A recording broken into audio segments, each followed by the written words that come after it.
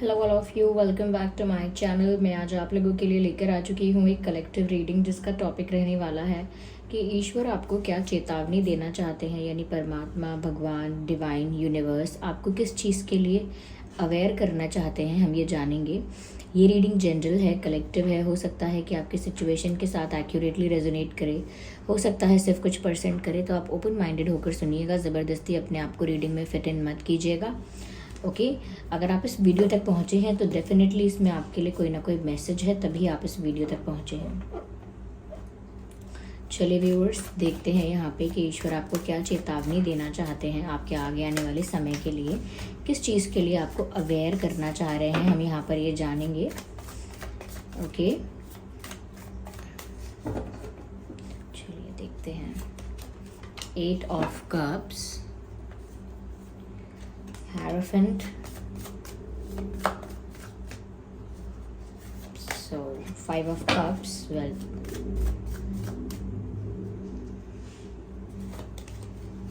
Page of Wands,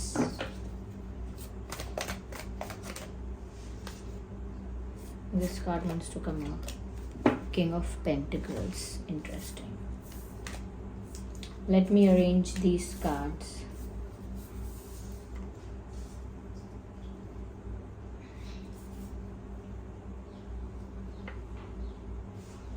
I hope these cards are visible to you. सबसे पहली चीज़ viewers यहाँ पर जो नज़र आती है वो ये है कि अगर हम बात करें आपके लव लाइफ की, तो यहाँ पर आपको इस चीज़ के लिए अवेयर किया जा रहा है that you will get to know something about someone. कोई ऐसा जिससे आपने प्यार एक्सपेक्ट किया था, कोई ऐसा जिस पर आपने विश्वास किया था, बहुत दिनों से कर रहे थे,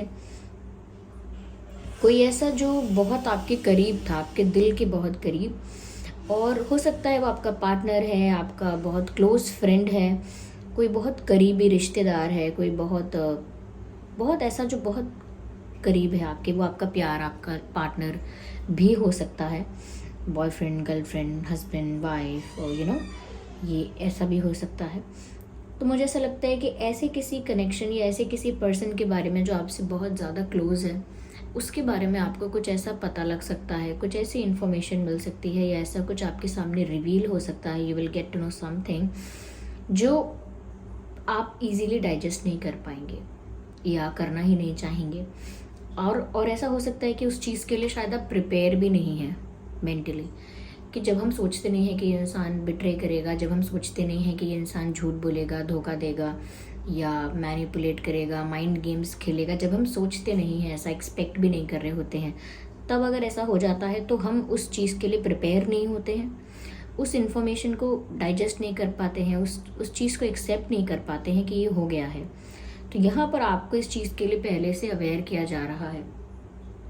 ये कोई बहुत बड़े चीटिंग और धोखे की बात नहीं है, लेकिन किसी भी तरीके से तो कुछ ऐसा होगा जिसकी वजह से आपको ऐसा लगेगा कि या तो किसी रिश्ते में आपकी ज़रूरत नहीं है, या आपको उतनी रिस्पेक्ट, उतना प्यार, उतना केयर, अफेक्शन नहीं दिया जा रहा है जितना आप डिज़र्व करते हो। फिर चाहे वो रिश्ता दोस्ती का है, फ्रेंडशिप का है, प्यार का है, कैसा है, यानी कि रिश्तेदारी है, या जो भी जिस भी सिचुएशन में आप हैं, आप जो भी डिज़र्व करते हैं, जो भी प्यार, रिस्पेक्ट, केयर, अफेक्शन आप डिज़र्व करते हैं, अगर वो बेसिक आपको नहीं दिया जा रहा, बेसिक रिस्पेक्ट जो होती है अगर वो आपको नहीं दी जा रही है, तो कहीं ना कहीं आप उस चीज़ से काफ़ी ज़्यादा हर्ट हो सकते हैं। यानी कि कुछ ऐसा भी पता चल सकता है, कुछ ऐसा भी रिवील हो सकता है, जैसे आपके पीठ पीछे कुछ हो रहा था, आपसे छुपा के कुछ हुआ है, आपको बताया नहीं गया है, आपको मैनिपुलेट किया गया है। तो अगर ये आपके पार्टनर की तरफ से होगा तो आपका दिल भी टूट सकता है, आपको हर्ट हो सकता है।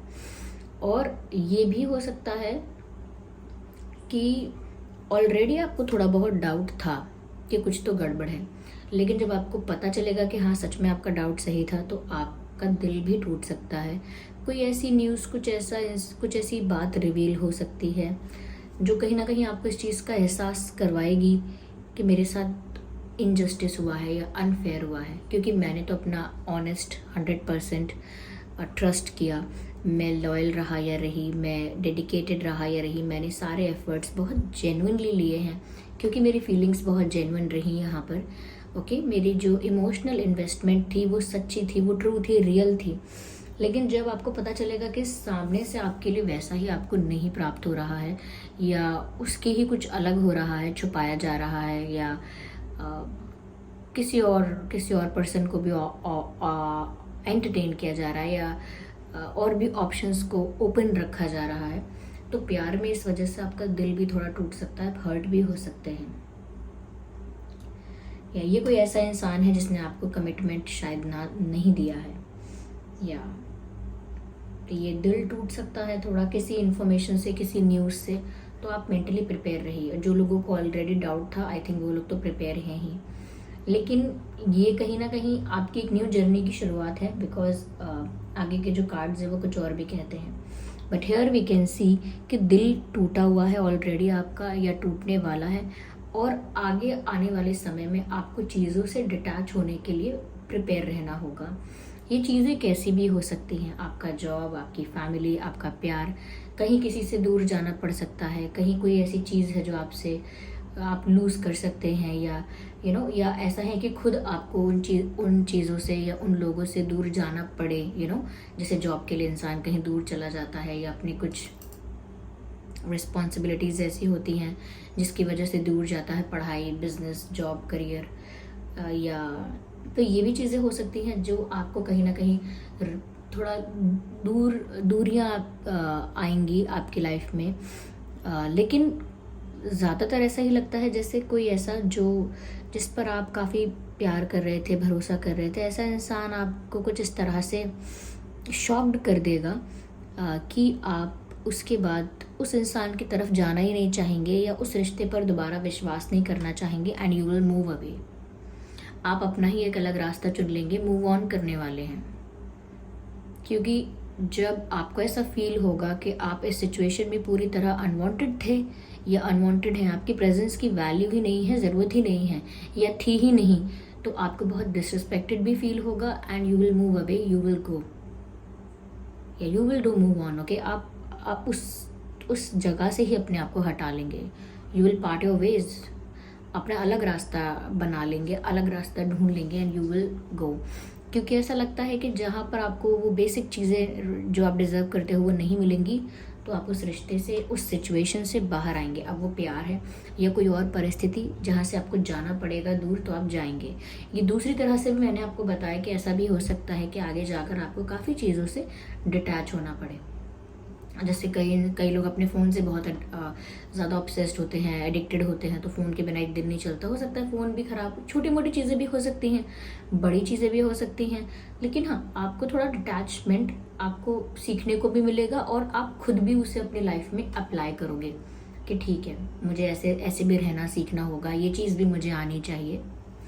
क्योंकि आगे जाकर आप जैसे जैसे डिटैचमेंट आपकी लाइफ में आता जा रहा है, लोग हटते जा रहे हैं, एडिक्शंस हटते जा रहे हैं, ऑब्सेशंस हटते जा रहे हैं, और आप स्पिरिचुअलिटी की तरफ जा रहे हैं, and this is the best time.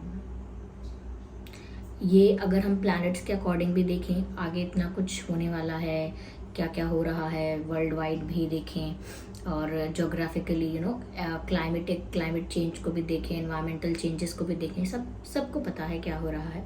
We all are aware, if we are using internet, we all are aware. तो यहाँ पर ऐसा लगता है कि इस समय ऐसे सेंसिटिव टाइम में अगर कोई बहुत स्पिरिचुअलिटी की तरफ जाता है, अपनी लाइफ में स्पिरिचुअल एस्पेक्ट को एक्सप्लोर करता है, तो वो बहुत हद तक बहुत सारी चीज़ों के लिए प्रिपेयर है, बहुत सारी चीज़ों के लिए अवेयर है। तो यहाँ पर आपकी भी एक स्पिरिचुअल जर्नी स्टार्ट होने वाली है, या फिर ऑलरेडी स्टार्ट हो चुकी थी। तो मुझे लगता है कि आप स्पिरिचुअली ग्रो करने वाले हैं, तो उसके लिए भी आपको प्रिपेयर किया जा रहा है कि अगर किसी चीज़ से डिटैचमेंट होता है, किसी की रियलिटी सामने आती है, किसी से दूरियां बन जाती हैं, या लाइफ में जो चीज़ें अच्छी लगती थी उन चीज़ों से आपको दूर हटना पड़ता है, या हटा दिया जाता है, या खुद हटते हैं, या वो चीज़ें आपकी लाइफ से हट जाती हैं, तो वो सब आपके अच्छे के लिए है। अगर कोई नेगेटिव, टॉक्सिक या चीटर या रॉन्ग इंसान आपके लाइफ में बना ही रहे लंबे समय तक, वो आपके लिए अच्छा नहीं है। कोई एडिक्शन, कोई ऑब्सेशन, कोई नेगेटिव पैटर्न बना ही रहे आपकी लाइफ में हमेशा, वो अच्छा नहीं है। तो अगर आपकी लाइफ में इस तरह का डिटैचमेंट किसी भी एरिया में आता है, कुछ समय के लिए आपको थोड़ा सा शॉक्ड, थोड़ा सा वियर्ड फील हो सकता है, बट डेफिनेटली ये आपके अच्छे के लिए हो रहा है। क्योंकि आप जितना ज़्यादा मटेरियलिस्टिक चीज़ों से, मटेरियलिस्टिक दुनिया से, संसारिक मोह माया से जितना ज़्यादा डिटैच रहोगे, ऐसा नहीं है उसमें रहना नहीं है, रहना है उसमें, लेकिन डिटैच रहना है। कई लोग डिटैचमेंट का मतलब ये समझ लेते हैं कि बिल्कुल सेंसिटिव ना होना, किसी के प्रति सिंपैथी ना रखना, एम्पैथी ना रखना। इसका मतलब ये नहीं है। डिटैचमेंट का मतलब है कि आप जितना अलाउ करते हो अपने इमोशंस को, उतना ही फील करते हो, जितना अलाउ करते हो उतना ही गुस्सा करते हो, जितना अलाउ करते हो उतना ही बात करते हो। ऑटोमेटिकली आपके अंदर से रिएक्शंस नहीं निकलते। आपके जो भी रिएक्शंस और रिस्पॉन्सेज होते हैं वो सब आप चूज कर सकते हो। क्यों? क्योंकि अंदर से आप स्टेबल हो, अंदर से आप शांत हो, रिएक्ट नहीं करते हो, रिस्पॉन्स करते हो। तो ऐसा नहीं है कि कुछ ऐसा हो जाएगा कि बिल्कुल आप कोई अलग चले जाने वाले हैं दुनिया से या वर्ल्ड से डिस्कनेक्ट हो जाएंगे। नहीं, वर्ल्ड से डिस्कनेक्ट नहीं होंगे, सिर्फ इंटरनली डिटैच हो जाएंगे, यानी कि मन हट जाएगा चीज़ों से। जैसे कई लोग लाइफ में इतनी सारी चीज़ें कर चुके होते हैं, वो उनसे कोई बोलता है यहाँ चलो वहाँ चलो, वो बोलते हैं अरे बहुत कर लिया, पार्टी बहुत कर ली, हाँ ये बहुत खा लिया, हाँ बहुत घूम लिए वहाँ, बहुत बहुत म्यूजिक सुन लिया, बहुत डांस कर लिया, अब नहीं, मन हट गया मेरा, हो गया बस, इतना ही था, आई एम बोर। तो कहीं ना कहीं जब चीज़ों से मन हटने भी लगता है, वो भी एक अच्छी चीज़ है कि आपका ज़्यादा लोगों के साथ मतलब ज़्यादा आउटर वर्ल्ड में, यानी मटेरियलिस्टिक दुनिया में, मटेरियलिस्टिक वर्ल्ड में जितना ज़्यादा आपका अटैचमेंट, इंटरेस्ट और एक्साइटमेंट रहता है, अगर वो हटने भी लगे, उन चीज़ों से मन भर जाए, मन ऊब जाए, तो वो आपके लिए बुरा नहीं है। जब कहीं भी मन ना लगे तो सही समय है वो कि आपका मन परमात्मा में लगने वाला है। वो सही समय है कि आप अपना मन परमात्मा को दे दें, अपना जो हृदय है वो ईश्वर को समर्पित कर दें। वैसे देखा जाए तो हम इमोशनली किसी पर अगर डिपेंड हो सकते हैं तो वो डिवाइन है, यूनिवर्स है, जिस पर भी आपका फेथ है वो है। बट मटेरियलिस्टिक चीज़ें ऐसी होती हैं, मटेरियलिस्टिक लाइफ ऐसी होती है जहाँ पर हमें कोऑर्डिनेशन में और कॉपरेशन में एक दूसरे के साथ जीना तो होता है, जैसे हस्बैंड वाइफ जीते हैं, फैमिली मेम्बर्स जीते हैं, तो जीना तो होता है, लेकिन हम इमोशनली इतना डिपेंड होने की कोशिश करते हैं उन लोगों पर कि जैसे सच में वो हमको इमोशनली अपने ऊपर डिपेंड कर पाएंगे या उस चीज़ को हैंडल कर सकते हैं। नहीं, कोई भी इमोशनली इतना ज़्यादा केपेबल नहीं है कि वो हमको इमोशनली अपने ऊपर डिपेंड करके आराम से ऐसे ही चलता रहे। कोई नहीं है इतना, इवन पेरेंट्स भी नहीं है। सिर्फ यूनिवर्स, भगवान, परमात्मा ही ऐसे हैं, श्री हरि ही ऐसे हैं जिन पर अगर आप इमोशनली पूरी तरह डिपेंड हो तो फिर कोई डाउट नहीं है, आगे जाकर कोई रिस्क नहीं है, कोई टेंशन नहीं है। लेकिन अगर हम यहाँ वहाँ लोगों से एक्सपेक्ट करते हैं इस पर इमोशनली डिपेंड थे, हम उस पर इमोशनली डिपेंड थे, ये था वो था, ऑफकोर्स वो चीज़ें कभी ना कभी ख़त्म होंगी। कोई भी इस तरह से आगे लंबे समय तक एक सेंस ऑफ सिक्योरिटी फील नहीं कर सकता। वो सेंस ऑफ सिक्योरिटी नहीं होगी, वो बस ऐसा होगा कि वो कोई सेंस ऑफ सिक्योरिटी नहीं होगी। इट इज़ जस्ट दैट कि हम थोड़े टाइम के लिए यहाँ वहाँ डिपेंड हो रहे हैं, जबकि हमें डिपेंड वहाँ पर होना चाहिए कम्प्लीटली डिवाइन पर। तो ऐसा कहा भी जाता है कि जो दिल होता है, यानी भावनाएं होती हैं, सच्चा प्रेम जो होता है वो परमात्मा के लिए ही बचा के रखना चाहिए। बाकी जीवन जीने के लिए जितने रिश्ते निभाने हैं निभाओ, जितनी लॉयल्टी रखनी है रखो, जितना रिस्पेक्ट करना है करो, और जितना रिस्पेक्ट देना है दो। सब कुछ करो, अच्छे से करो, सब कुछ परफेक्टली करो, प्रॉपरली करो, जिससे कि परमात्मा भी खुश हो आपसे कि आपको जो कार्य कर्म मिला वो आपने अच्छे से किया। लेकिन जो प्रेम है, जो सच्चा प्रेम है, वो आप डिवाइन से, यूनिवर्स से कर सकते हैं, क्योंकि वहाँ से कुछ डाउट नहीं है, कोई चीटिंग नहीं है, कोई दिक्कत नहीं होगी। तो you can completely depend on divine for emotional dependence, you can definitely do that. तो यहाँ पर अब वक्त आ गया है कि आप अपनी लाइफ के स्पिरिचुअल एस्पेक्ट को एक्सप्लोर करें, यूनिवर्स के साथ एक ऐसा यूनियन बनाएं, किसी पार्टनर पर्सन के साथ तो चलिए इस लाइफ तक यूनियन रहता है कि ठीक है इस लाइफ में, फिर एक जन्म में, उस जन्म में, ये जन्मों की बात है। इससे बियॉन्ड कुछ आप रिश्ता बनाएं, यूनिवर्स से ही डायरेक्ट रिश्ता बनाएं, क्योंकि यूनिवर्स तो एटर्नल है, था, है, रहेगा भी। वहाँ रिश्ता बनाएं, वहाँ से आपको कभी निराशा नहीं मिलेगी। तो ये आपकी लाइफ में स्पिरिचुअली आपको ग्रो करने के लिए एक एग्जाम्पल के वे में आपको मैंने बताया है। यहाँ पर मुझे ऐसा भी लगता है, तो इसके लिए प्रिपेयर रहना कि आप अपनी लाइफ में एक स्पिरिचुअल जर्नी की तरफ जा रहे हैं। जब इन सब चीज़ों से मन ऊब रहा है, मन हट रहा है, ये लोग अपने आप जा रहे हैं, ये चीज़ें अपने आप छूट रही हैं, तो इसमें दुखी होने की ज़रूरत नहीं है, देयर इज़ समथिंग बेटर। यहाँ पर ऐसा लगता है काफ़ी लोगों की लाइफ में अगर फाइनेंशियल स्टेबिलिटी नहीं थी या करियर रिलेटेड कोई इशू था तो वो सॉर्ट हो सकता है। उसके लिए चिंता कर रहे थे तो चिंता मत कीजिए, बस शॉर्टकट्स मत लीजिएगा, क्योंकि शॉर्टकट से आपको बच के रहना है। पैसे कमाने के लिए, फेमस होने के लिए, आगे बढ़ने के लिए कोई शॉर्टकट मत लीजिएगा। और शॉर्टकट नहीं लेना है और कुछ गलत नहीं करना, गलत काम करके नहीं पैसा कमाना है, पैसा नहीं बनाना है, किसी को ठग के यानी किसी को बेवकूफ़ बना के, किसी को गोलमाल करके ऐसे नहीं कमाना है, ऐसे इनकम नहीं करनी है, ठीक है ना। कम कमाना है लेकिन जो भी अर्न करना है रिस्पेक्ट से करना है। तो यहाँ पर भी मुझे ऐसा लगता है कि आपके लाइफ में फाइनेंशियली भी स्टेबिलिटी आ रही है और फाइनेंशियल ग्रोथ भी आ रही है। ऐसा लगता है फाइनेंशियल अपॉर्चुनिटीज़ भी आ रही हैं आपकी लाइफ में। तो फाइनेंसेस तो आपके स्टेबल रहेंगे, पर हाँ अवेयर इस चीज़ के लिए रहिएगा कि गलत रास्तों से मत कमाइएगा और शॉर्टकट्स मत यूज़ कीजिएगा, और किसी का हक नहीं मारना है आपको, चाहे वो खाने पीने का हो या पैसों का हो या प्रॉपर्टी का हो, किसी भी चीज़ का हो। इवन हक मारना तो दूर की बात है, किसी और के सामान या चीज़ या किसी चीज़ के ऊपर नज़र नहीं डालनी है आपको, यानी लालच भरी नज़र से नहीं देखना है, वहाँ पर प्रॉब्लम आएगा आपको, ठीक है। जो नहीं है आपका वो नहीं है आपका, फिर आप जो भी हैं जहाँ भी हैं उस चीज़ को एक्सेप्ट कीजिए। Okay, do not get jealous of anyone और do not compare yourself with anyone. किसी और से कंपेयर मत कीजिए, उसके जो कर्म थे उसके हिसाब से उसका भाग्य है और आपके जो कर्म थे उसके हिसाब से आपका भाग्य है, तो कंपैरिजन कैसा। ओके, यहाँ पर ऐसा भी है व्यूअर्स, यहाँ पर कि आगे जाकर मुझे लगता है कि काफ़ी ज़्यादा ऐसा हो सकता है कि